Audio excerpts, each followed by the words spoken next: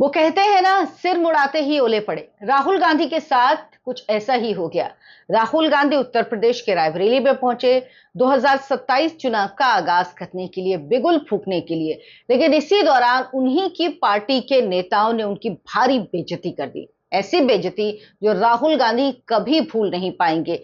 ऐसी बेइज्जती जिसकी चर्चा पूरे देश में हो रही है। दरअसल कांग्रेस पार्टी के दो दलित नेता मायावती से मिलने पहुंच गए, ऐसे ही, मतलब बिना अपॉइंटमेंट के, और मायावती से मिलने। अब इन नेताओं को उत्तर प्रदेश की राजनीति की कितनी समझ है, ये इसी बात से समझ में आता है। और ये बैरंग वापस लौट आए। मुलाकात ना होनी थी, ना हुई।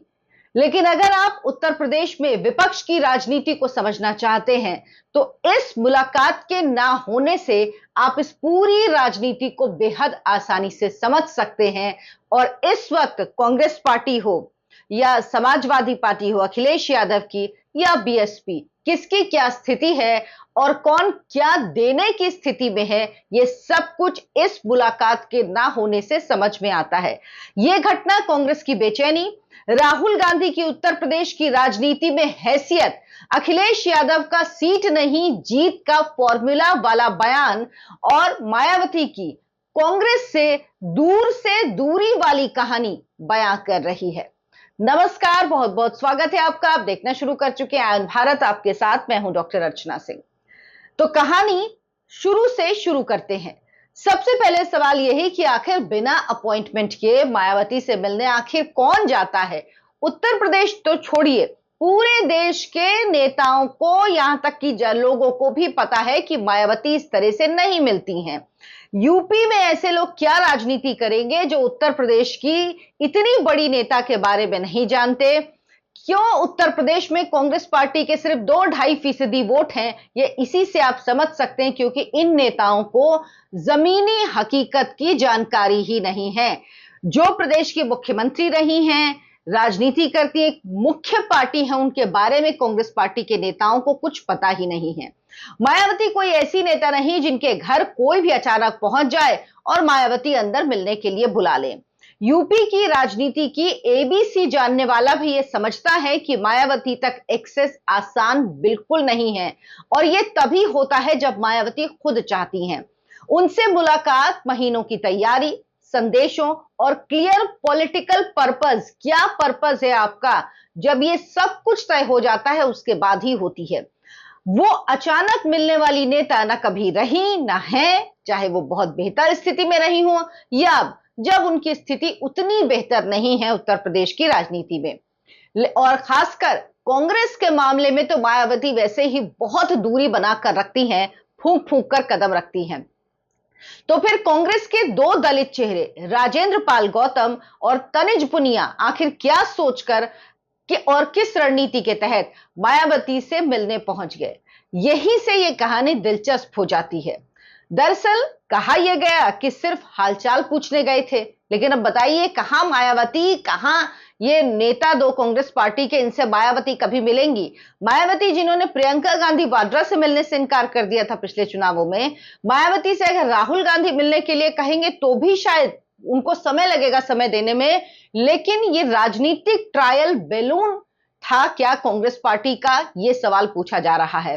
कांग्रेस ने बिना औपचारिक घोषणा किए ये टेस्ट करने की कोशिश की कि क्या मायावती का अभी दरवाजा पूरा बंद नहीं है, थोड़ी खिड़की खुली हुई है, खिड़की ना सही, क्या झरोखा खुला हुआ है जहां से प्रवेश किया जा सकता है, जहां से कुछ गुंजाइश बन सकती है और बिना मीडिया में जानकारी हुए या बाकी लोगों को जानकारी हुए। अब यह समझना मुश्किल है कि क्या यह सब कुछ राहुल गांधी की जानकारी से हुआ, क्या यह सब कुछ जो प्रदेश अध्यक्ष हैं अजय राय उनकी जानकारी से हुआ, यह बात अभी तक सामने नहीं आई है। लेकिन जो टाइमिंग चुनी नेताओं ने, वो टाइमिंग बहुत खराब थी, क्योंकि इस दौरान राहुल गांधी खुद रायबरेली में मौजूद थे। अगर यह मुलाकात वास्तव में कांग्रेस की अधिकृत राजनीतिक कोशिश थी, तो या तो यह राहुल गांधी के दौरे के पहले होनी चाहिए थी या राहुल गांधी के दौरे के बाद। लेकिन ठीक उस समय दो दलित नेताओं का मायावती के घर पहुंचना यह संदेश जरूर देता है कि पार्टी के भीतर कुछ पैरेलल कोशिशें की जा रही हैं। पार्टी में बेचैनी बहुत ज्यादा है 2027 के चुनाव को लेकर, क्योंकि कांग्रेस पार्टी जानती है कि उसके पास कुछ नहीं। 2024 में 6 सीटें जरूर मिली थी, लेकिन उन्हें आप अपवाद मानिए, उन्हें यह मत मानिए कि कांग्रेस पार्टी का वोट उनके पास वापस लौटा है, बिल्कुल नहीं। और यह हकीकत कांग्रेस के नेता खुद भी जानते हैं। कांग्रेस पार्टी को अपने गिरेबान में झांकना भी चाहिए कि उत्तर प्रदेश में किसी भी वजह से अगर 2026 के चुनाव में 6 सीटें उन्हें मिली, तो उसके बाद उन्होंने क्या किया। क्या उन 6 सीटों में जाकर, लोकसभा की 6 सीटों में जाकर उन्होंने जनता का धन्यवाद किया? क्या वो जनता से मिले, उन्होंने जनसंपर्क बनाया? कुछ नहीं। ये सब तो तब होगा जब आपके पास जमीनी कार्यकर्ता होगा। उत्तर प्रदेश में कांग्रेस का कार्यकर्ता ही नहीं है, तो कांग्रेस आखिर काम किस तरह से करेगी? अब कुछ नेताओं ने लगता है जैसे पॉलिटिकल इनिशिएटिव लेने की कोशिश की, लेकिन जब मामला उल्टा पड़ा तो कांग्रेस पार्टी बैकफुट पर आ गई और तुरंत सफाई दी गई कि यह अधिकृत मुलाकात नहीं थी, पार्टी को इसकी जानकारी नहीं थी। एक तरफ राहुल गांधी यूपी में मिशन 2027 के लिए माहौल बना रहे थे। मोदी अमित शाह को गालियां दे रहे थे, जो उनका चिरपरिचित अंदाज है। गद्दार कह रहे थे मैं किसी से नहीं डरता, मैं माफी नहीं मांगूंगा। हालांकि किसी ने उनसे माफी मांगने के लिए नहीं कहा, लेकिन राहुल गांधी तो ठहरे राहुल गांधी। दूसरी तरफ उनकी ही पार्टी के नेता मायावती के दरवाजे पर इंतजार करते रहे और बैरंग वापस लौट आए। राजनीति में ऑप्टिक्स बहुत मायने रखते हैं, और ऑप्टिक्स के अगर नजरिए से भी आप देखें तो कांग्रेस के लिए ये स्थिति बेहद अनकंफर्टेबल है। इंडिविजुअल इनिशिएटिव कांग्रेस कह रही इसे, ये कोई ऑफिशियल आउटरीच नहीं था, क्योंकि अगर कांग्रेस पार्टी से ऑफिशियल मानेगी तो इसका मतलब होगा मायावती ने कांग्रेस की भारी बेइज्जती की है। गेट से वापस दिखा दिया, बाहर का रास्ता दिखा दिया, गेट आउट कर दिया, कुछ भी कह सकते हैं आप।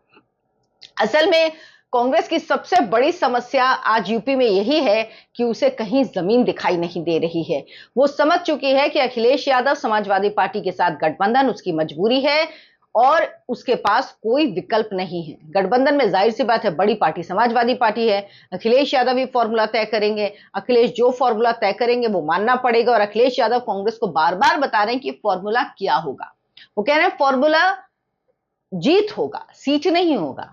यानी कांग्रेस को वो कितनी सीट देंगे? अगर वो पिछले बार का 2022 के चुनावों की तुलना करेंगे तो कांग्रेस को तो एक ही उम्मीदवार जीता था।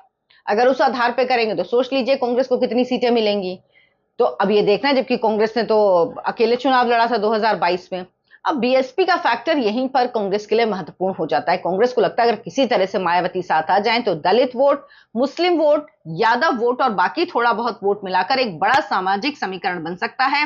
लेकिन कांग्रेस ऐसा लगता है इतिहास भूल रही है। 2019 अभी हाल की ही बात है, बहुत पुरानी बात नहीं है। जब अखिलेश यादव और मायावती साथ आए थे तब ऐसा माहौल बना कि यूपी में राजनीतिक सुनामी आ जाएगी। टीवी स्टूडियो में बहस होने लगी। राजनीतिक विश्लेषक तक ये मान रहे थे कि यादव प्लस दलित प्लस मुस्लिम भाजपा साफ, भाजपा को रोक देगी। भाजपा ने भले ही 71 सीटें 2014 में हासिल की हो, दो उनके सहयोगियों की 73 सीट, लेकिन 2019 में तो उत्तर प्रदेश से भाजपा साफ हो जाएगी। लेकिन जो अजय सामाजिक समीकरण कहा जा रहा था वो ध्वस्त हो गया। नतीजा बीजेपी को 62 सीटें मिली। अखिलेश यादव की समाजवादी पार्टी को 2014 में भी 5 सीटें मिली थी और इस गठबंधन के बावजूद भी 5 सीटें मिली। हाँ, मायावती को जरूर फायदा हुआ जो 0 से 10 पर पहुंच गई थी। लेकिन इस चुनाव ने एक बहुत बड़ा राजनीतिक सच भी सामने रख दिया, ये कि सिर्फ जातीय गणित जोड़कर वोट ट्रांसफर नहीं होता। क्योंकि मायावती को तो अखिलेश यादव का कहना है कि समाजवादी पार्टी का वोट ट्रांसफर हुआ, लेकिन मायावती का वोट समाजवादी पार्टी को ट्रांसफर नहीं हुआ। तो जैसा एक्सेल शीट में दिखता है ना आपको, वो दरअसल जमीन पर नहीं होता। बीएसपी कार्डर पूरी तरह से एसपी के लिए एक्टिव ही नहीं हुआ, और एसपी कार्डर ने भी, जो समाजवादी पार्टी का कार्यकर्ता था, उसने भी उनके प्रत्याशियों के लिए उस इंटेंसिटी से जमीन पर प्रचार नहीं किया, लड़ाई नहीं की आप कह लीजिए, क्योंकि संभव भी नहीं होता। नेता हाथ मिला लेते, लेकिन जो दो कार्यकर्ता जीवन भर एक दूसरे के सामने खड़े रहे हों, अचानक आप कहिए कि आप हाथ मिला लीजिए, साथ में आ जाएं, तो ऐसा हो नहीं पाता। और वो भी जब एक दूसरे की धुर विरोधी पार्टियां समाजवादी पार्टी और बीएसपी आमने सामने हो। तो मायावती ये बात बहुत बेहतर तरीके से जानती हैं कि महागठबंधन का गणित केमिस्ट्री में हर बार बदले ये जरूरी नहीं है, इसीलिए वो दूरी बनाकर रखती हैं। वो कांग्रेस या समाजवादी पार्टी के साथ अगर खुलकर चली गई तो बीएसपी का जो अस्तित्व है अपना, वो भी खतरे में पड़ सकता है। उनका पूरा राजनीतिक मॉडल ही हम अकेले लड़ेंगे पर टिका है। मायावती ज्यादातर यही करती हैं, वो सबको सस्पेंस में रखती हैं लेकिन कमिटमेंट किसी को नहीं देती। पिछले चुनाव में प्रियंका गांधी वाड्रा ने बहुत कोशिश की लेकिन किसी तरह से मायावती बातचीत के लिए राजी नहीं हुई थी। दरअसल मायावती कांग्रेस को एक सहयोगी नहीं मानती हैं, बल्कि वो अपने दलित वोट बैंक के लिए सबसे बड़ा खतरा मानती हैं, आइडियोलॉजिकल कॉम्पिटिटर मानती हैं। क्योंकि मायावती के पास जो ये दलित वोट आया है बहन जी के पास, ये है किसका? ये दरअसल कांग्रेस पार्टी का ही वोट है। कांग्रेस पार्टी के बेस को ही तोड़कर समाजवादी पार्टी और एक तरह से कह लीजिए बहुजन समाज पार्टी खड़ी हुई है। इसीलिए मायावती कांग्रेस पार्टी के साथ जाना सिर्फ अलायंस नहीं, अपनी मूल राजनीति से समझौता भी मानती हैं। यही बात मुलायम सिंह यादव भी कहते थे कि कांग्रेस पार्टी को कभी अपने घर का रास्ता नहीं दिखाना चाहिए। खैर अखिलेश यादव ने तो गठबंधन किया हुआ है, लेकिन इस पूरी कहानी में सबसे दिलचस्प किरदार हैं राहुल गांधी, जो अब उत्तर प्रदेश की राजनीति में सक्रिय होते दिख रहे हैं। कितने दिन रहेंगे 2027 के पहले तक पता नहीं। राहुल गांधी लगातार संविधान, सामाजिक न्याय, दलित आउटरीच, ओबीसी नैरेटिव की बात कर रहे हैं, लेकिन जमीन की राजनीति बार बार उन्हें बता रही है कि सिर्फ नैरेटिव से सत्ता नहीं मिलती, सोशल मीडिया से सत्ता नहीं मिलती, भाषणों में मोदी को, शाह को, अडानी अंबानी करने से सत्ता नहीं मिलती। यह जातीय संरचना, स्थानीय संगठन और बूथ स्तर पर आपके कार्यकर्ता कितने हैं, उनकी केमिस्ट्री कितनी है, इस पर निर्भर करता है। और कांग्रेस पार्टी के पास दरअसल जमीनी कार्यकर्ता है ही नहीं उत्तर प्रदेश में, जो सबसे बड़ी चुनौती है और इस दिशा में कोई काम नहीं हो रहा। 2022 में लड़की हूं लड़ सकती हूं करके प्रियंका गांधी वाड्रा ने अकेले चुनाव लड़ा, कांग्रेस पार्टी को अकेले चुनाव लड़वाया, स्थिति बहुत बुरी हो गई। उसके बाद ये कहा जा रहा था उस चुनाव के दौरान कि इसके बाद कांग्रेस पार्टी अपने कार्यकर्ता बनाएगी, अपना यहाँ पर जो जिला स्तर की कमेटियां हैं उनको बहाल करेगी, लेकिन कोई काम नहीं हुआ, कोई काम नहीं हुआ कांग्रेस का जमीनी स्तर पे। और इसीलिए कांग्रेस का वोट बैंक खत्म हो गया, आप समझ लीजिए लगभग खत्म हो गया, क्योंकि 2-2.5% वोट होना कोई वोट नहीं होता इतनी पुरानी पार्टी का उत्तर प्रदेश में। राहुल गांधी की मौजूदगी के बावजूद उनकी पार्टी के नेता मायावती के दरवाजे तक पहुंच रहे हैं। तस्वीर सिर्फ एक फेल्ड मीटिंग की नहीं, ये कांग्रेस की असुरक्षा, इंडी गठबंधन की अंदरूनी बेचैनी और यूपी में विपक्ष की नेतृत्वहीन रणनीति की तस्वीर भी दिखाती है। आप क्या सोचते हैं इस पर? विस्तार से मुझे जरूर बताइएगा कमेंट करके। वीडियो को लाइक करिए, शेयर करिए और हमारे चैनल आनंद भारत को सब्सक्राइब कर लीजिए। धन्यवाद, नमस्कार।